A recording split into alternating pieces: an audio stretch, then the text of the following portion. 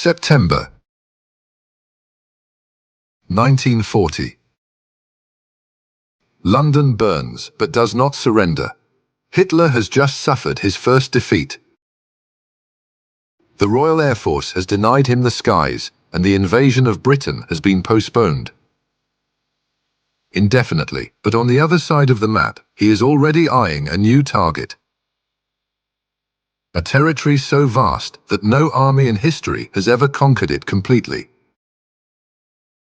Napoleon tried, and it destroyed him. The Soviet Union.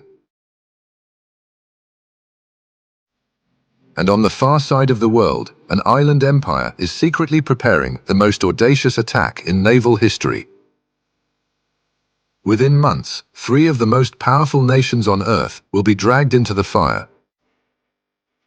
The European war is about to become something the world has never seen. This is Episode 4, The War Goes Global.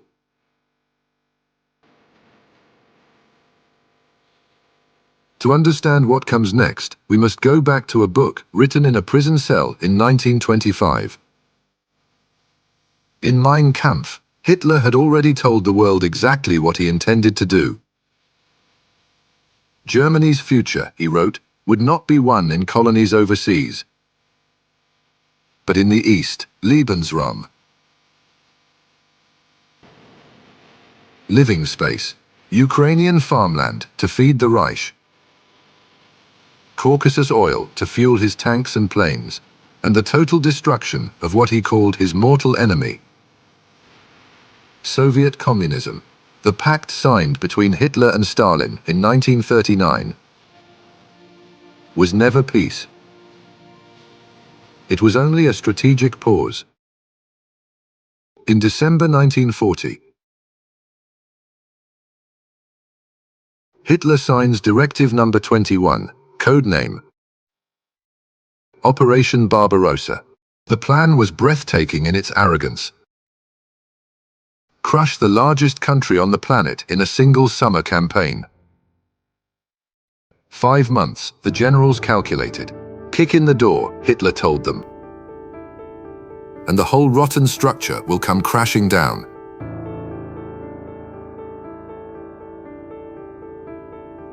It would be the greatest miscalculation of the 20th century. But before the East, an unexpected detour to the south, Mussolini, hungry for glory of his own, had invaded Greece without warning his ally. And he failed spectacularly. The Greeks pushed the Italians back into Albania. Hitler had no choice but to rescue his ally. In April 1941, the Wehrmacht rolls south. Yugoslavia is overwhelmed in 11 days, Greece falls in 3 weeks, and in May, German paratroopers descend from the sky over Crete. In the first airborne invasion in history. Swift, crushing victories, but they carried an invisible price. Operation Barbarossa had to be postponed by 5 precious weeks.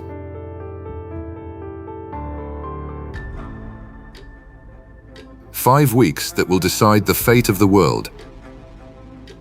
When the snow falls outside Moscow, the early hours of June the 22nd, 1941, along a front stretching nearly 3,000 kilometers, from the Baltic Sea to the Black Sea, more than 3 million German soldiers wait in silence. It is the largest invasion force ever assembled in human history. 3,600 tanks, 600,000 vehicles, and 700,000 horses. At 3:15 in the morning, the entire eastern sky ignites with artillery fire. And here is the almost unbelievable part. Stalin knew he had received more than 80 separate warnings about the invasion. From spies, from Churchill, even from German deserters, he ignored every single one. He was convinced they were British tricks designed to drag him into the war. He simply refused to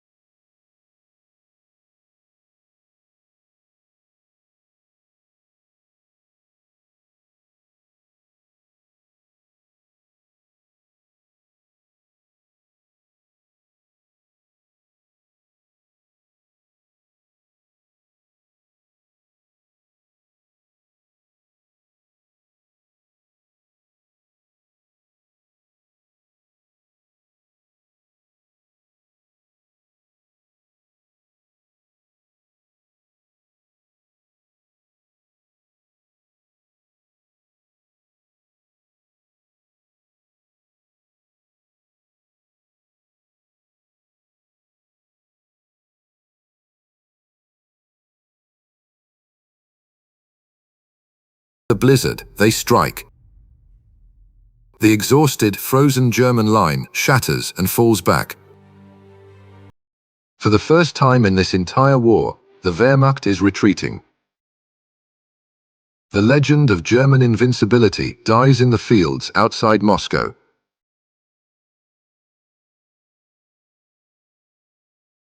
But just 2 days after that counterattack, on the other side of the planet, in the warm waters of the Pacific, the world changes again. To understand it, we must turn to Japan. Since 1937, the Japanese Empire has been waging a brutal war of conquest in China. A war that consumes everything: steel, rubber, and above all, oil. And here lies Japan's fatal weakness. The empire produces almost no oil of its own. 80% of it comes from a single supplier, the United States of America. In the summer of 1941, when Japanese troops occupy French Indochina, President Roosevelt finally acts. He freezes all Japanese assets in the United States and cuts off the oil completely. For the leaders in Tokyo, the mathematics are simple and desperate. Without oil, the imperial fleet becomes scrap metal within 2 years. The options: retreat from China in humiliation, or seize the riches of Southeast Asia by force. But between Japan and those riches stands one great obstacle. The United States Pacific Fleet, anchored at Pearl Harbor, Hawaii.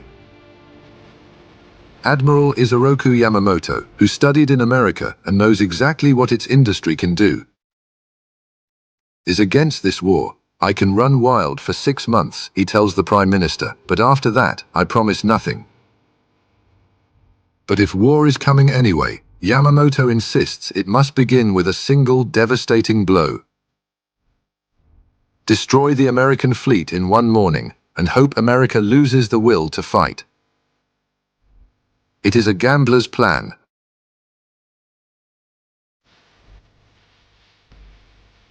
And Japan takes the bet. November the 26th, 1941. 6 aircraft carriers, the heart of the Imperial Navy, slip out of a fog-bound bay in northern Japan and disappear. Total radio silence. They take a route through the stormy, empty North Pacific, far from any shipping lane. 12 days, invisible on the ocean. Sunday morning, December the 7th, 1941. Pearl Harbor, Hawaii. 7:48 local time. It is a quiet, brilliant tropical morning. Sailors in white are raising the colors. Ship's bands are tuning up for morning